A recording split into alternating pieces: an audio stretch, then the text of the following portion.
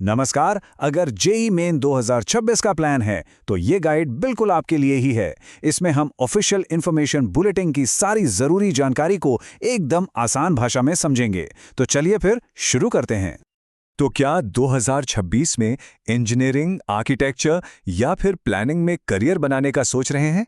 अगर हाँ, तो आप बिल्कुल सही जगह पर हैं। तो सबसे पहले ये जॉइंट एंट्रेंस एग्जामिनेशन मतलब जेईई मेन आखिर है क्या? देखिए, आसान शब्दों में कहें तो ये भारत के टॉप टेक्निकल कॉलेजों जैसे एनआईटीज, आईआईटीज और दूसरे सेंट्रली फंडेड इंस्टीट्यूट्स में एडमिशन का गेटवे है। और बात यहीं खत्म नहीं होती।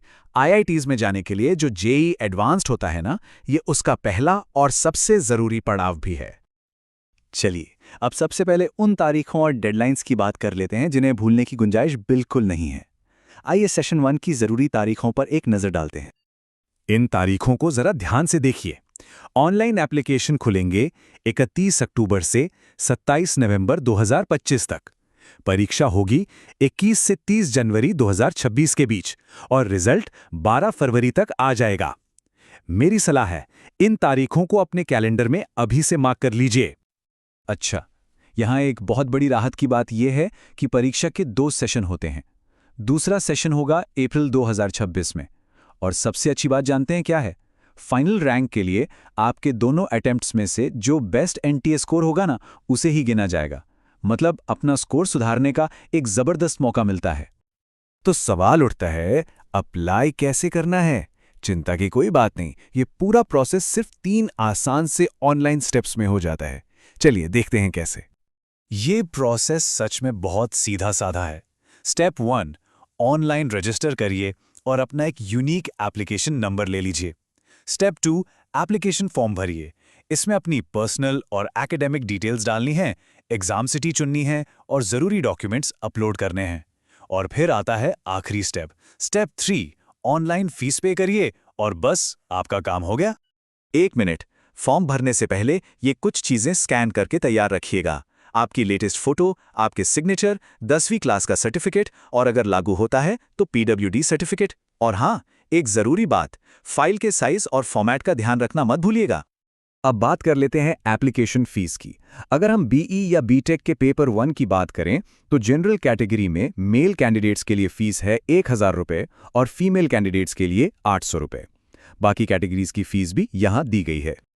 तो ठीक है, फॉर्म भर दिया, तैयारी भी हो गई, लेकिन एग्जाम के दिन असल में होगा क्या? चलिए, अब जरा एग्जामिनेशन हॉल के अंदर झांकते हैं और देखते हैं कि क्या उम्मीद करनी चाहिए। तो बीई बीटेक का पेपर 1 आखिर दिखता कैसा है? देखिए, इसमें फिजिक्स, केमिस्ट्री और मैथ्स तीनों सब्जेक्ट्स में 2 सेक्शन होते हैं। सेक्शन ए में होंगे 20 मल्टीपल चॉइस सवाल, जो सारे के सारे करने जरूरी हैं। फिर आता है सेक्शन बी, इसमें 10 न्यूमेरिकल सवाल होंगे, लेकिन आपको उनमें से कोई भी 5 ही करने हैं और हर सब्जेक्ट पूरे 100 नंबर का होता है। अब आते हैं सबसे जरूरी हिस्से पर, मार्किंग स्कीम। ध्यान से सुनिएगा, हर सही जवाब के लिए मिलेंगे +4 मार्क्स। लेकिन यहां एक लेकिन है, हर गलत जवाब पर आपका 1 मार्क कट जाएगा, यानी -1। और ये बात याद रखिएगा कि नेगेटिव मार्किंग एमसीक्यूज और न्यूमेरिकल दोनों तरह के सवालों पर लागू होती है। वैसे एक काफी मजेदार बात बताऊं, जेईई मेन का एग्जाम सिर्फ इंग्लिश और हिंदी में ही नहीं होता, बल्कि 13 और क्षेत्रीय भाषाओं में भी कंडक्ट किया जाता है।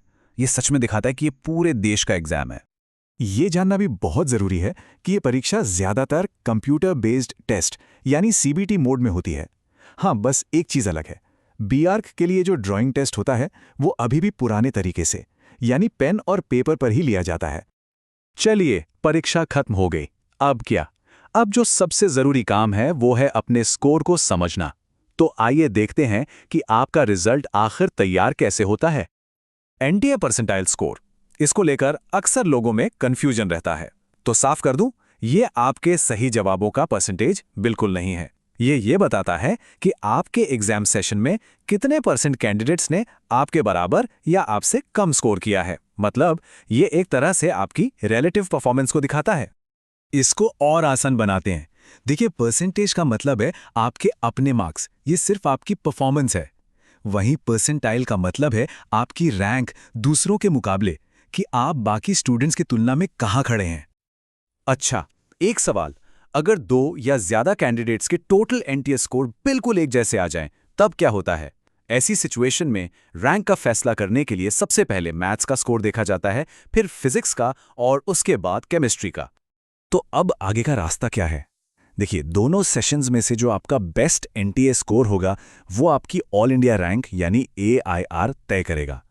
फिर जो टॉप के करीब 2.5 लाख कैंडिडेट्स होंगे वो जेई एडवांस के लिए एलिजिबल हो जाएंगे। और आखिर में इसी AIR का इस्तेमाल जोसा और CSAB की एडमिशन काउंसलिंग में होगा। तो सारी ज़रूरी जानकारी अब आपके सामने है। असल में आपका सफ़र यहीं से शुरू होता है। अब बस एक ही सवाल है, आपकी पहली पसंद क्या होगी? अपने सपनों के कॉलेज के बारे में सोचिए और बस तैयारी में जुट जाइए। All the best.